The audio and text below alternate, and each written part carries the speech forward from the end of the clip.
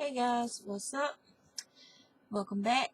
I hope you can see this okay. I'm going to be showing you how to do the bush stitch and the round. So first we're going to start off with our slip knot.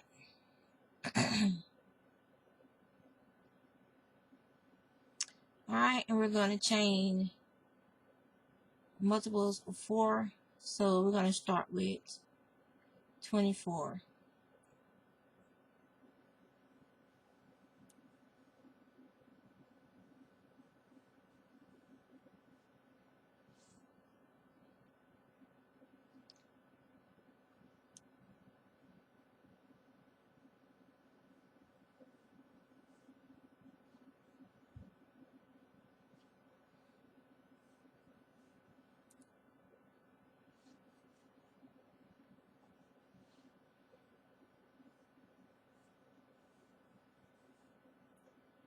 Alright, that's 24. And so now what you're going to do is you're going to join this in the round right here. And do a slip stitch.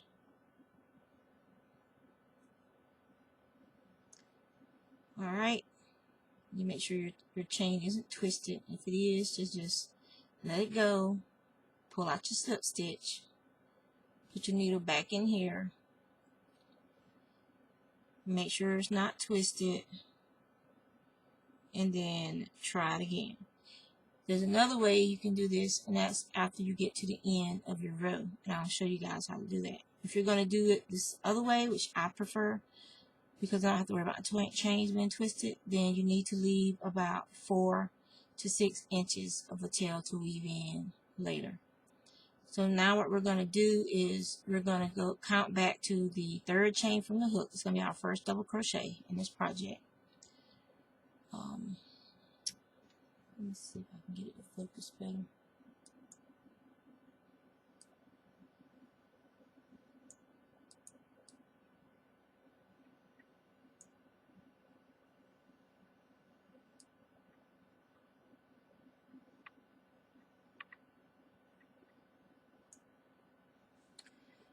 Okay.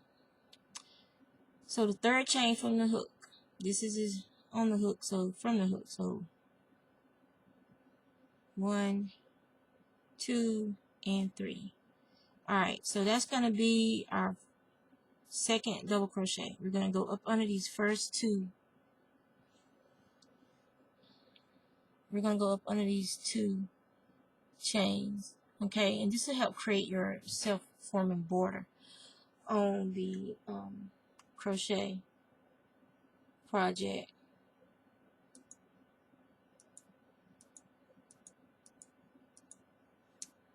Alright, so let's focus again.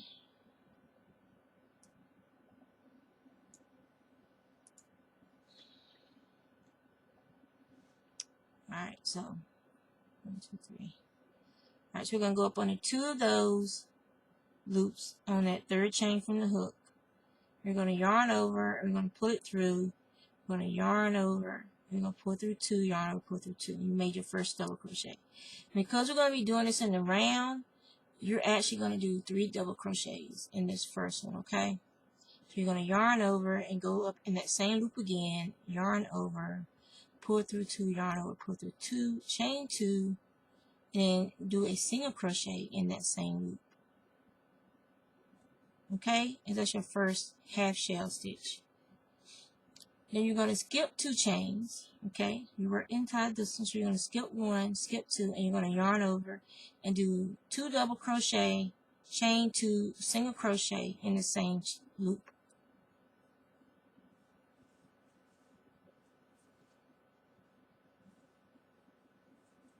Okay, you're going to skip 2, and you're going to do the same thing all the way to the end.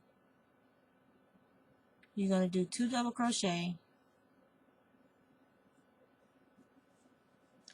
chain 2. This thing ain't auto-focusing. Ugh. So you guys should really appreciate those people who do these videos, because of all the stuff that they have to go through trying to do these videos for y'all. It is not easy. And I don't have the best cameras, so mine are not going to be crystal clear for you guys to begin with. Alright, then we're going to... So for those people like, can you do it again? Can you do a better video? No. I'm showing you the recipe. It's up to you to use this recipe to make your project. Part of the fun of doing crochet projects for me is figuring it out how to make it work for me. I mean, excuse the dirt under my fingernails, but I was in the garden earlier and I haven't gotten it all out yet. I'm gonna have to soak my hands and use a toothpick or something to get further down up under my cuticles. Such is life. Alright, so we're gonna skip 2 and go into the third one, and we're gonna do 2 double crochet, chain 2. 1 single crochet in the same chain. Alright, so let's get this done, guys. Meet me at the end. I'm not going to pause this video. I'm not going to be doing any fancy editing. So I just hope you can see what I'm doing. This is more so for people who've already done bush stitch. The ring, the cuff on my finger is a finger cuff. I use it because I crochet very fast when I'm in the zone, and I have been known to rub my skin raw from the yarn, especially depending on how soft the yarn is, from the friction. So now I wear finger cuffs to protect the skin on my hand. I'm a diabetic, so I do not need any sores and things of that nature to have to deal with on my skin, because I'm not trying to be losing my fingers for nobody.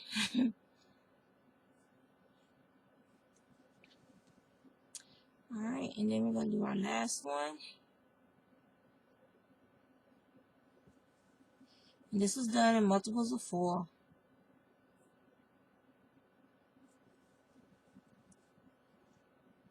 Okay.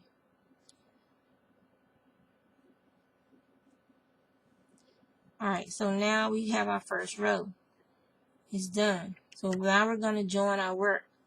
So what you're going to do is you're going to take and you're just going to fold it over.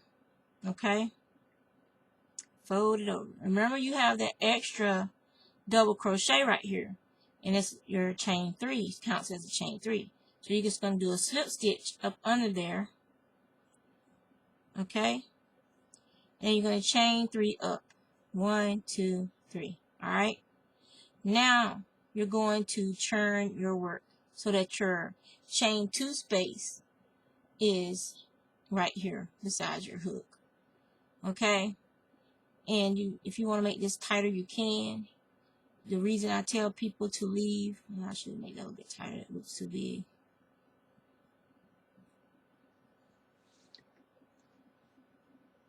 The reason I tell people to have a little extra, because they can close up that gap by having a little extra.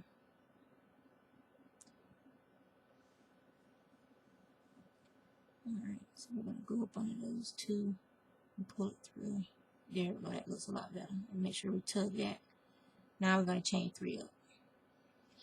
Some people chain 2 up, some people chain 3. Today I'm chaining up to 3.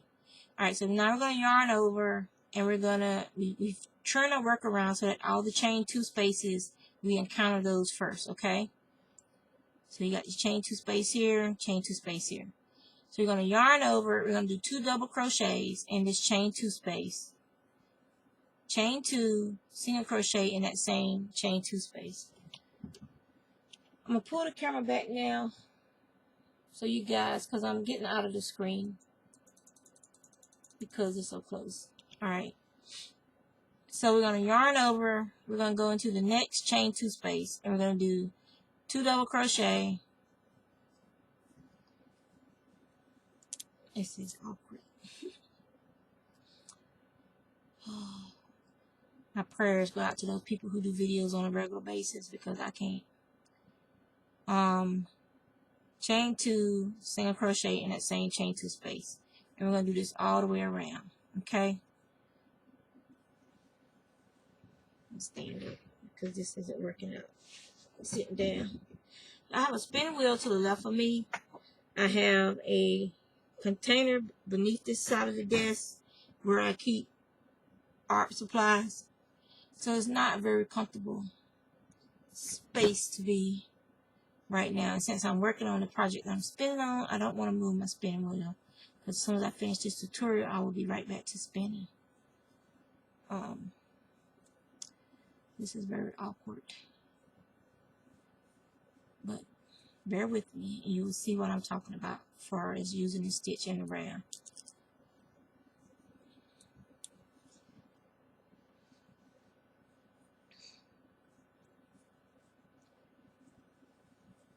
Okay, we've now returned back to the beginning. As you can see, you have your chain 3 space right here, and then you have 2 double crochet, chain 2 right there. Okay? I think we reached it. No, we're not. We're not at the beginning. Never mind. Keep going. I guess I should use a stitch marker. Yeah, you guys can put a stitch marker over there at that beginning loop if you want to. The beginning chain 3. To make it easy for you to know you return to your round. I don't have one on my desk, but I guess not. Alright, so now we're over there. So okay, so now you can see your chain 3, 2 double crochet, chain 2 space, single crochet right there. Alright, so you're just gonna do a slip stitch. All I do is just go up under all of them. If you want to sit there and fiddle around with and get your hook through that gap, you can go right ahead. It doesn't matter either way you do it, it'll work out.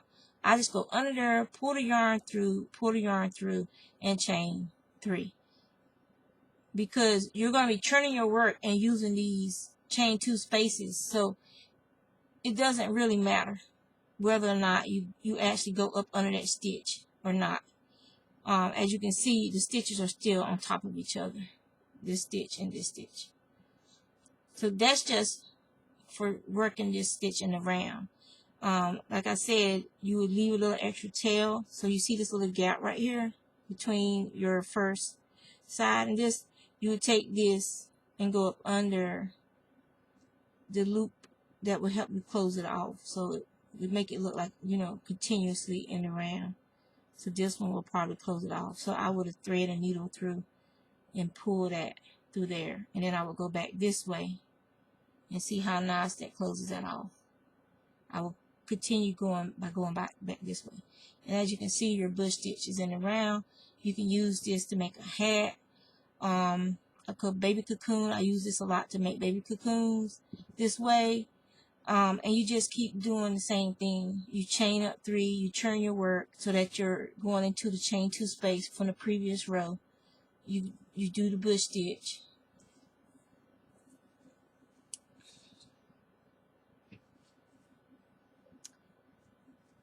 All the way around. And you just keep going until your tube is your tube. This is a tube. Is as long as you want it. Now, once it's as long as you want it, then you can do your decreases like you would a hat. Where I'll show you real quick. Let me get to the other side so you can see what I'm talking about.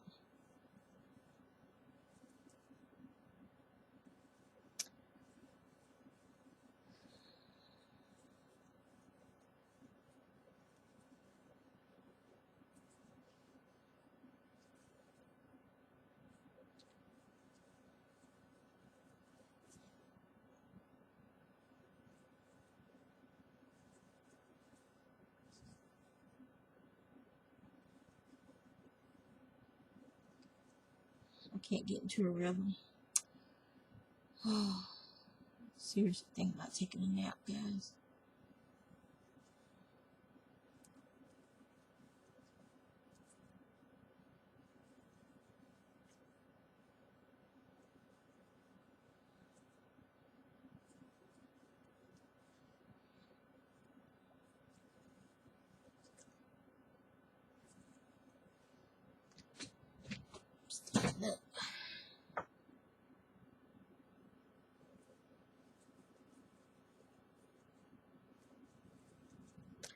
Now that I'm further along, you can easily see where your starting and stopping place is. Okay.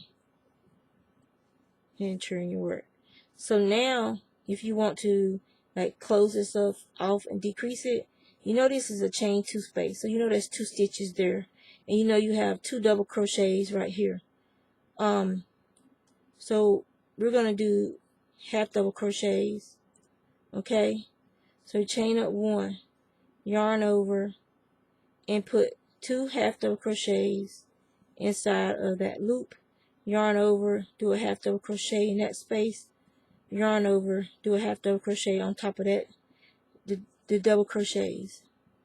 Okay. Yarn over to put 2 half double crochets inside the loop. Yarn over in this first double crochet, put a half double crochet. The second double crochet, put a half double crochet. And you're going to do that all the way around. Let me take my check off.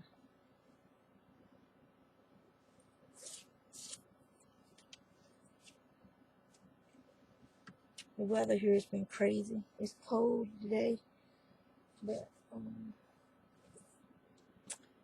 feeling warm. Alright. Yarn over and do a half double crochet on top of that double crochet. Yarn over, do a half double crochet on top of the other double crochet. Yarn over, put 2 double crochets under the chain 2 space. Yarn over, put a half double crochet and a double crochet, half double crochet, double crochet. And you're going to continue doing this all the way around until you reach that chain 1 space this time around.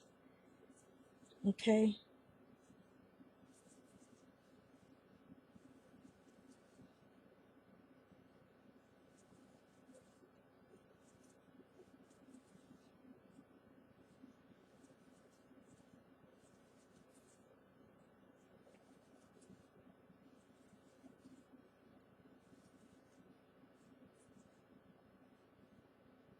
And there's our beginning over there.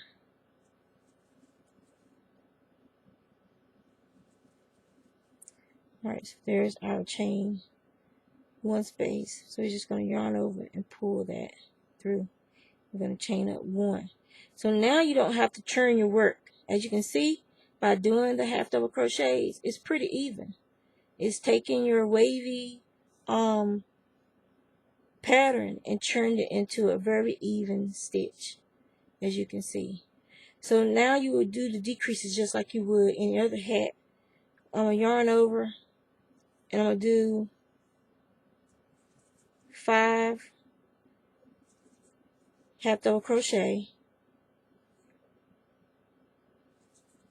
4, 5. This is how I do my decreases. Some people simply skip a double half double crochet and go to the next one. I don't like that because it leaves like a little gap there. So I yarn over, I go up under 1 loop, then I go up under another loop, and that leaves me with 4 on my hook. I've seen places where people yarn over, they go up under 1 hook loop, yarn over, and then they go up under the other loop, and that leaves them with 5 on the chain. And then they go through 3, go through 3. That makes that stitch a little tall, a little bit taller than the stitch beside it. So I prefer the way I do it to try and keep these stitches the same height so you don't get like a wavy pattern going.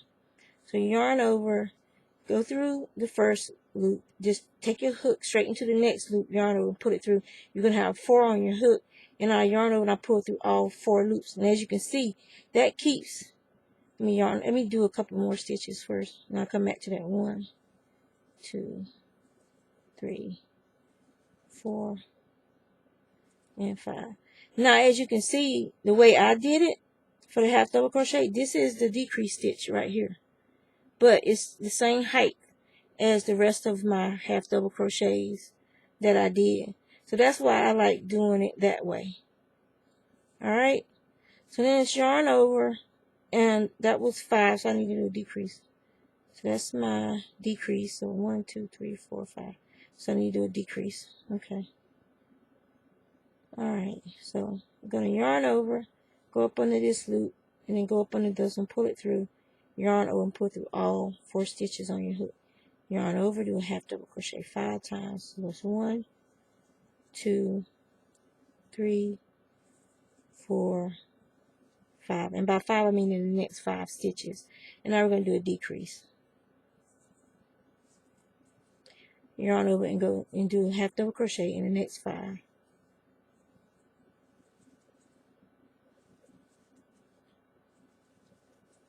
And then we're going to do a decrease.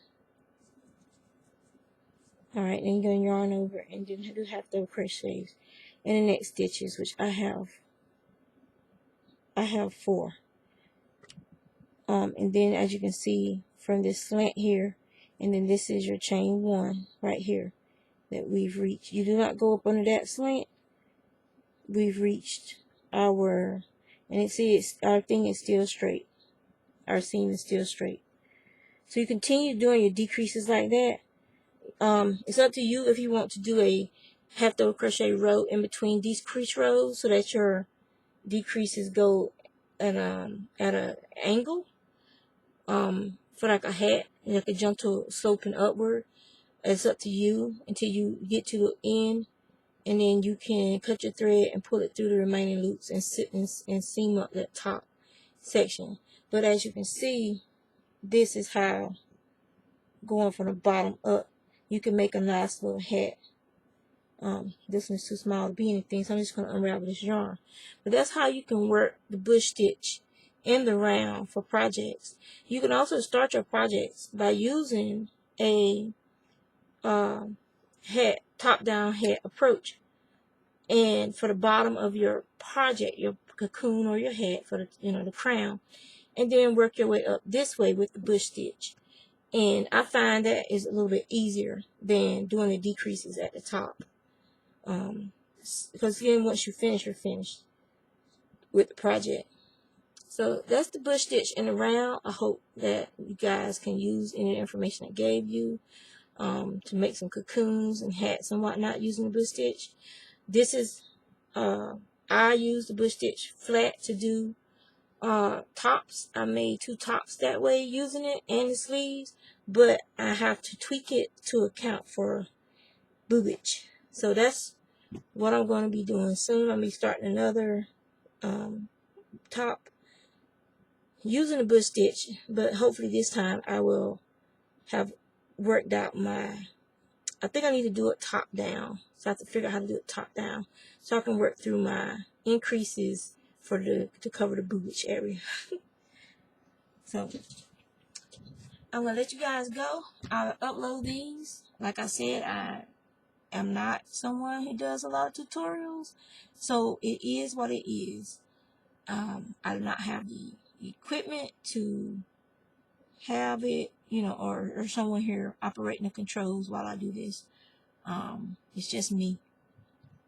So I'm gonna let you guys go. If you use it, if you can use it. If you can't, you can't. It's not hard to figure out on your own. It's a very simple concept. So take care.